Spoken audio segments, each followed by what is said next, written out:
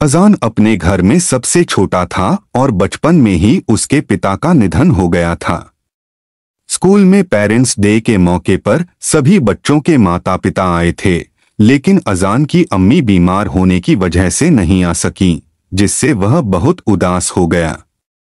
उसके पिता एक वैज्ञानिक थे जिनकी मृत्यु एक हादसे में बताई गई थी, लेकिन उनके साथ काम करने वालों ने बताया था कि उन्हें कहीं दफना दिया गया था। एक दिन अजान अपने अब्बू के कमरे की सफाई कर रहा था जब उसे बिस्तर के नीचे एक गुप्त बटन मिला, जिसे दबाते ही एक छिपी हुई सीढ़ी प्रकट हो गई। डरते डरते वह नीचे उतरा, जहां उसे एक गुप्त लैब मिली जिसमें उसके पिता अपने वैज्ञानिक प्रयोग किया करते थे। वहां उसे एक अजीब सी घड़ी मिली, जिसे पहनने पर उसने देखा कि उसमें अतीत और भविष्य में जाने के विकल्प थे।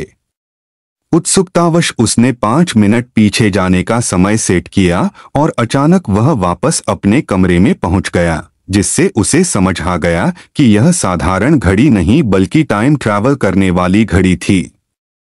अपने पिता से मिलने की इच्छा में उसने 10 साल पीछे जाने का समय सेट किया और खुद को एक सुनसान जगह पर पाया, जहां से वह अपने घर पहुंचा और दरवाजे की घंटी बजाई। दरवाजा उसके पिता ने खोला, जिन्हें देखकर अजान बहुत खुश हुआ और उनसे लिपट गया, लेकिन उसके पिता उसे पहचान नहीं सके। अजान ने खुद को दूसरे शहर से आया एक बच्चा बताया और कहा कि वह भी वैज्ञानिक बनना चाहता है, जिससे उसके पिता उसे अंदर ले गए और बातें करने लगे।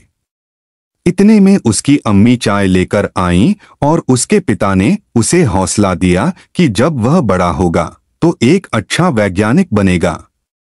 यह सुनकर अजान भावुक होकर रो पड़ा और फिर अपने पिता को सब सच बता दिया, जिससे वे चौंक गए और सोच में पड़ गए कि उनका भविष्य ऐसा होगा।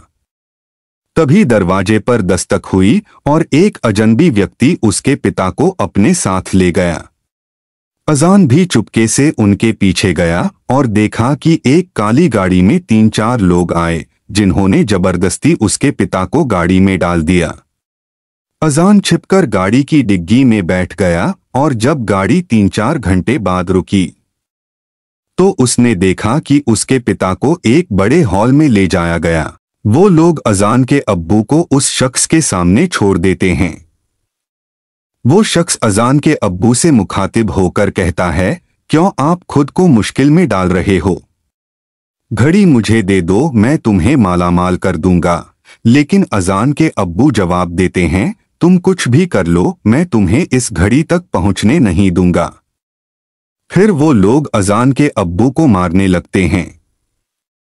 वो शख्स कहता है, इसे तहखाने में बंद कर दो और तब तक कैद रखो जब तक ये मुंह न खोल दे। फिर वो लोग अजान के अब्बू को घसीटते हुए ले जाते हैं। अजान भी चुपके से उनके पीछे जाता है। अब उसे समझ आ जाता है कि उसके अब्बू जिंदा हैं और उन लोगों ने उन्हें कैद किया हुआ है। वो आगे बढ़ने लगता है, लेकिन अचानक उसे झटका लगने लगता है। असल में टाइम वॉच 5 घंटे से ज्यादा नहीं चल सकती और वो वापस अपने घर के लैब में पहुंच जाता है। अजान ऊपर अपने कमरे में जाता है और अपनी अम्मी से अब्बू के साथ काम करने वालों के बारे में पूछता है ताकि कोई सुराग मिल सके। उसकी अम्मी सबके बारे में बताती हैं। अजान चुपचाप टैक्सी लेकर उस जगह पहुंच जाता है जहां उसके अब्बू काम करते थे। ये वही जगह होती है जहां अब्बू को जबरदस्ती लाया गया था। अजान अंदर जाता है और देखता है कि वहां एक बहुत बड़ा लैब है जो पिछले 10 सालों में पूरी तरह बदल चुका है। अजान चुपके से लैब के पीछे वाले रास्ते से तहखाने तक पहुंचता है। जब वो तहखाने में पहुंचता है तो अंदर का मंजर देखकर गमगीन हो जाता है। उसके अब्बू रस्सियों से जकड़े हुए होते हैं और बहुत बूढ़े और कमजोर लग रहे होते हैं। अजान अपने अब्बू को रस्सियों से आजाद कराता है और देखता है कि उनकी हालत बहुत खराब हो चुकी है। फिर वो पीछे के रास्ते से अब्बू को वहां से निकालने में कामयाब हो जाता है और तुरंत पुलिस स्टेशन पहुंचता है। अजान के अब्बू पुलिस को अपनी कैद की पूरी दास्तान सुनाते हैं। पुलिस फौरन लैब में छापा मारती है और सभी गुनहगारों को गिरफ्तार कर लेती है। जब अजान अपने अब्बू को घर लेकर जाता है तो उसकी अम्मी की खुशी का ठिकाना नहीं रहता। वो अजान की बहादुरी पर उसे शाबाशी देती हैं। इस तरह अजान अपने अब्बू से फिर से मिल जाता है और उनका परिवार खुशी खुशी जिंदगी गुजारने लगा। वीडियो को लाइक करें, शेयर करें और चैनल को सब्सक्राइब करें।